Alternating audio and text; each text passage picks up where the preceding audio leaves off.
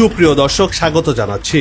বিশ্বব্যাপী রাজনৈতিক, অর্থনৈতিক এবং সামরিক শক্তির সমীকরণ বেশ জটিল করে তুলেছে।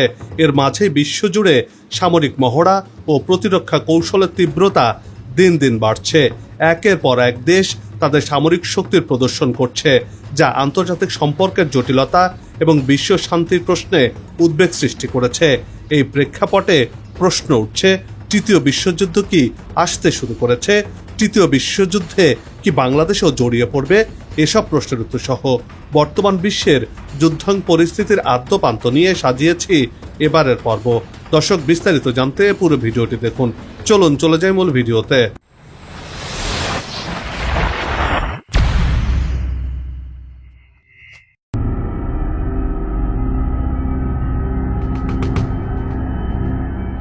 বর্তমান বিশ্বের ভূ রাজনৈতিক প্রেক্ষাপট অত্যন্ত জটিল ও অস্থির। ইউক্রেন রাশিয়া যুদ্ধ শুধু ইউরোপেই নয়, সমগ্র বিশ্বের জন্য একটি গুরুতর হুমকি হিসেবে বিবেচিত হচ্ছে। অন্যদিকে চীন ও তাইওয়ান ইস্যুও বৈশ্বিক উত্তেজনার অন্যতম উৎস। চীন এবং যুক্তরাষ্ট্রের মধ্যেও উত্তেজনার খবর প্রায় সংবাদের শিরোনাম হয়ে ওঠে। মধ্যপ্রাচ্যেও অস্থিরতা চলছে, বিশেষ করে ইরান এবং ইসরায়েলের মধ্যে চলমান উত্তেজনা বিশ্বকে ভাবিয়ে তুলেছে। আবার উপমহাদেশের ভারত ও পাকিস্তানের মধ্যে তো সবসময় একটি যুদ্ধাং পরিস্থিতি বিরাজ করে।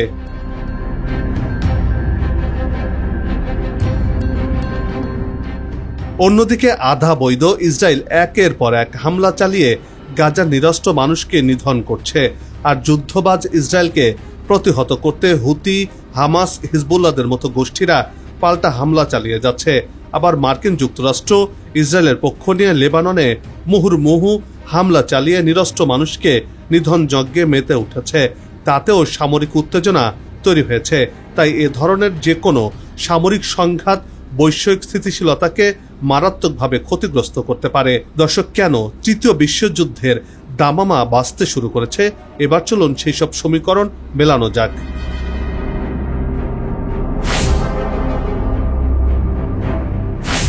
সামরিক মহড়া একটি দেশের প্রতিরক্ষা কৌশলের অবিচ্ছেদ্য অংশ।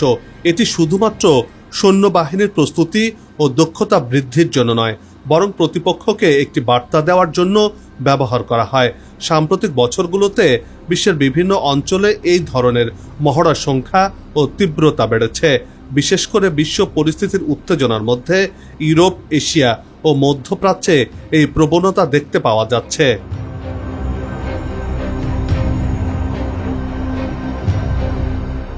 এই যেমন ন্যাটো ও রাশিয়ার মধ্যে সামরিক মহড়ার পরিমাণ উল্লেখযোগ্য হারে বেড়েছে। পশ্চিমা দেশগুলো রাশিয়ার সম্ভাব্য আগ্রাসন মোকাবেলায় প্রস্তুত থাকার জন্য মহড়া চালাচ্ছে। অন্যদিকে রাশিয়া তার প্রতিরক্ষা শক্তির প্রদর্শন করে নিজের অবস্থান সুদৃঢ় করছে। একইভাবে দক্ষিণ চীন সাগরে চীন ও মার্কিন যুক্তরাষ্ট্রের মধ্যে সামরিক উত্তেজনা বৃদ্ধি পেয়েছে। এশিয়ার অন্যান্য দেশগুলো তাদের প্রতিরক্ষা ব্যবস্থা শক্তিশালী করার জন্য মহড়া চালাচ্ছে।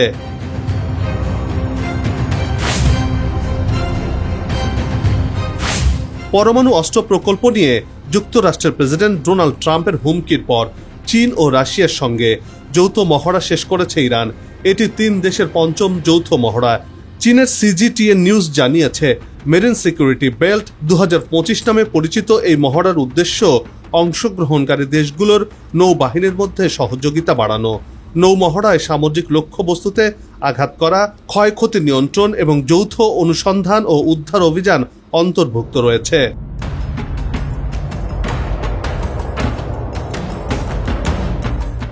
রাশিয়া বলছে, 2 দিন ধরা চলা ওই মহড়ায় জাহাজের ক্রুরা দিন রাত বড় ক্যালিবার মেশিন গান ও ছোট অস্ত্র থেকে লক্ষ্য বস্তুতে গুলি চালিয়ে নিজেদেরকে ঝালিয়ে নিয়েছে। আর এই মহড়াতে আজারবাইজান, দক্ষিণ আফ্রিকা, ওমান, কাজাখস্তান, পাকিস্তান, কাতার, ইরাক, সংযুক্ত আরব আমিরাত এবং শ্রীলঙ্কার নৌবাহিনী মহড়া পর্যবেক্ষণ করেছে।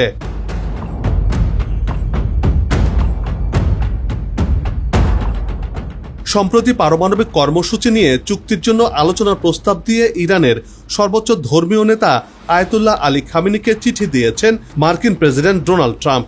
ইরানের সামনে 2টি পথ খোলা রেখেছেন তিনি। পরমাণু প্রযুক্তি ইস্যুতে হয় ইরানকে চুক্তিতে আসতে হবে, নয়তো সামরিক অভিযানেই যুক্তরাষ্ট্র কার্যসিদ্ধি করবে বলে হুঁশিয়ারি দেন ট্রাম্প। অন্যদিকে ইরানও ছাড়বার পাত্র নয়।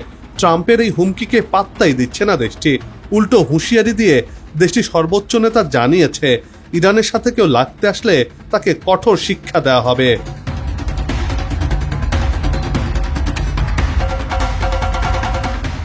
চীন এবং রাশিয়া সাধারণত মধ্যপ্রাচ্যের জলসীমায় টহল দেয় না। সাম্প্রতিক বছরগুলোতে এই অঞ্চলের জলপথগুলোতে বিভিন্ন দেশের সামরিক উপস্থিতি বেড়েছে।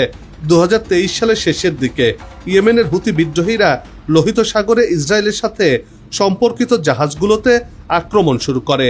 তাদের মতে গাজার মানুষের প্রতি সংহতি জানিয়ে এই হামলা করা হচ্ছিল।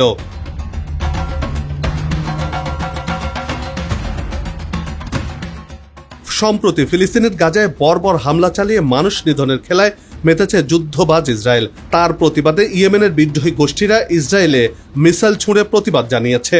এই প্রেক্ষিতে যুক্তরাষ্ট্র এবং অন্যান্য পশ্চিমা দেশগুলো লোহিত সাগরে তাদের উপস্থিতি বৃদ্ধি করেছে।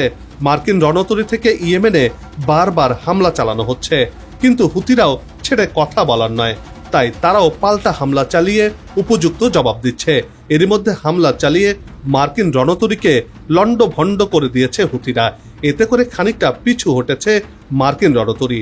এমন প্রেক্ষাপটে এই অঞ্চলের যুদ্ধ পরিস্থিতি আরও ভয়াবহ হওয়ার পথে এগিয়ে যাচ্ছে।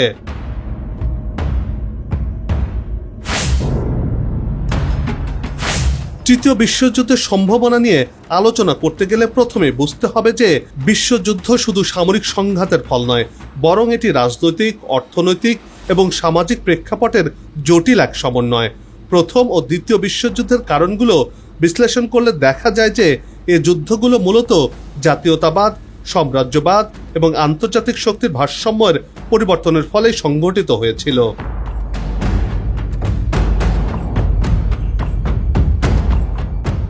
বর্তমান বিশ্বে আন্তর্জাতিক সম্পর্কের চরিত্র অনেকটাই পরিবর্তিত হয়েছে। প্রথমত, বিশ্বায়নের ফলে দেশগুলোর মধ্যে অর্থনৈতিক ও রাজনৈতিক নির্ভরশীলতা বৃদ্ধি পেয়েছে। দ্বিতীয়ত, আন্তর্জাতিক সংস্থা এই যেমন জাতিসংঘ, বিশ্ব বাণিজ্য সংস্থা ও অন্যান্য সংস্থাগুলো বিশ্ব শান্তি ও স্থিতিশীলতা বজায় রাখার জন্য কাজ করছে। তৃতীয়ত, পারমাণবিক অস্ত্রের উপস্থিতি বিশ্বযুদ্ধের সম্ভাবনা কমিয়ে দিয়েছে, কারণ এই যুদ্ধের ধ্বংসাত্মক ক্ষমতা এমন যে কোনো দেশই এর ব্যবহার করে লাভবান হতে পারবে না। তাই কেউই এই ধ্বংসাত্মক অস্ত্রটি ব্যবহার করতে চাইবেন না।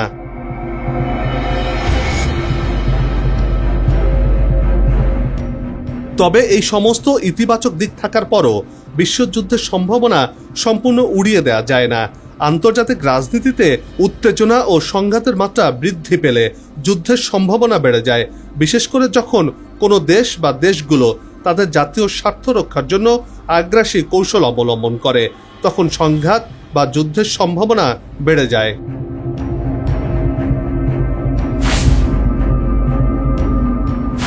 তৃতীয় বিশ্বযুদ্ধের সম্ভাবনা বিশ্লেষণ করলে দেখা যায় এটি শুধু প্রচলিত সামরিক সংঘাতের দিকে তাকানোই যথেষ্ট নয়।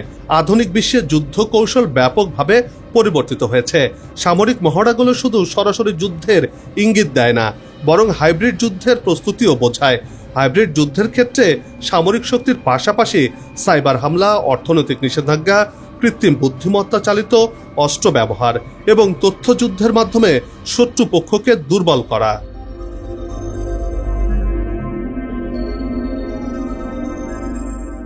সাম্প্রতিক বছরগুলোতে রাশিয়া, চীন এবং পশ্চিমা দেশগুলো একে অপরের বিরুদ্ধে এমন কৌশল প্রয়োগ করছে যা সরাসরি যুদ্ধের বিকল্প হিসেবে ব্যবহৃত হচ্ছে। তাই যদিও সামরিক মহড়া বিশ্বযুদ্ধের আশঙ্কা সৃষ্টি করছে, বাস্তবে এটি হয়তো হাইব্রিড যুদ্ধের একটি অংশ হিসেবে বিবেচিত হতে পারে, যেখানে দেশগুলো সরাসরি সংঘাতে না গিয়েও নিজেদের কৌশলগত স্বার্থ হাসিলের চেষ্টা করছে। এক অর্থে তৃতীয় বিশ্বযুদ্ধ শুরু হয়ে গেছে এরই মধ্যে।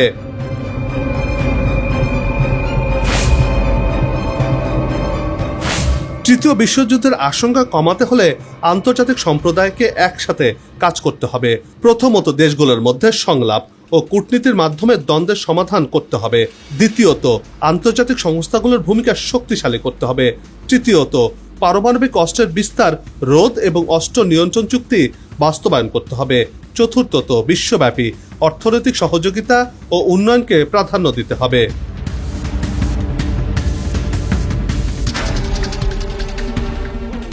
যদি তৃতীয় বিশ্বযুদ্ধ বেঁধেই যায়, ভারত ও বাংলাদেশের জন্য এটির ফলাফল হবে বিপর্যয়কর। রাজনৈতিক, অর্থনৈতিক ও মানবিক ক্ষেত্রে সংকট সৃষ্টি করবে, যা দুই দেশের সম্পর্কের উপর গুরুত্বপূর্ণ প্রভাব ফেলবে। বিশেষজ্ঞরা আরও বলছেন, চীনকে বাগে ফেলতে বাংলাদেশের বঙ্গোপসাগর গুরুত্বপূর্ণ হয়ে উঠবে। এতে করে বাংলাদেশের সাগরকে ব্যবহার করতে চাইবে একটি চক্র। ফলে বাংলাদেশও তৃতীয় বিশ্বযুদ্ধের সাথে সরাসরি না থেকেও ভিন্নভাবে জড়িয়ে পড়তে পারে। আর আমেরিকার ঘনিষ্ঠ হওয়ার কারণে ভারতের সেই যুদ্ধে যুক্ত হতে পারে বলেই মনে করছেন বিশ্লেষকরা।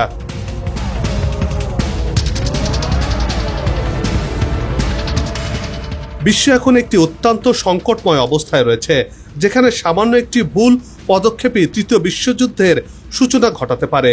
ভূ রাজনৈতিক জটিলতা, সামরিক উত্তেজনা, পারমাণবিক অস্ত্রের হুমকি এবং অর্থনৈতিক সংকট মিলিয়ে বর্তমান বিশ্বের পরিস্থিতি অত্যন্ত উদ্বেগজনক। বিশ্ব শক্তিগুলোর মধ্যে চলমান প্রতিযোগিতা এবং সামরিক মহড়ার সংখ্যা যেভাবে বাড়ছে, তাতে সামরিক উত্তেজনা কমাতে দ্রুত কার্যকর পদক্ষেপ নেওয়া জরুরি।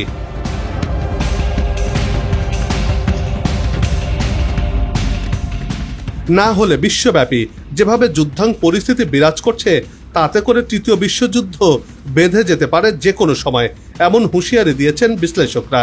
কূটনৈতিক প্রচেষ্টা এবং বৈশ্বিক সহযোগিতার মাধ্যমে এই সংঘাত থেকে বেরিয়ে আসা সম্ভব।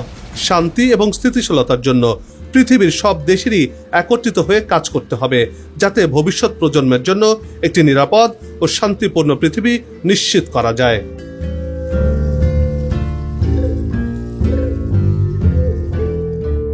বন্ধ হোক যুদ্ধ, বিগ্রহ, হানাহানি, শান্তিময় হোক বিশ্ব, এমন প্রত্যাশা রেখে এই পর্ব থেকে বিদায় নিচ্ছে। তবে যাবার আগে সেই একই অনুরোধ, যেখানে সেখানে ময়লা আবর্জনা ফেলবেন না, পরিবেশের ক্ষতি করবেন না, অযথা হর্ন বাজাবেন না। আপনার দেশের সৌন্দর্য রক্ষায় পোস্টার লাগানো থেকে বিরত থাকুন। যদি চ্যানেলটিতে নতুন হয়ে থাকেন, ভিডিওটি ভালো লাগে, তাহলে চ্যানেলটি সাবস্ক্রাইব করে ভালোবাসায় আবদ্ধ করবেন। ভালো লাগা না লাগার বিষয়টি কমেন্টে লিখে জানাবেন। কি ধরনের ভিডিও দেখতে চান তাও জানানোর অনুরোধ রইল। আগামীতে আবারও দেখা হবে নতুন কোনো খবর আর খবরের বিশ্লেষণ নিয়ে। নিজে ভালো থাকুন, দেশকে ভালো রাখুন আর আমাদের সাথেই থাকুন। ধন্যবাদ।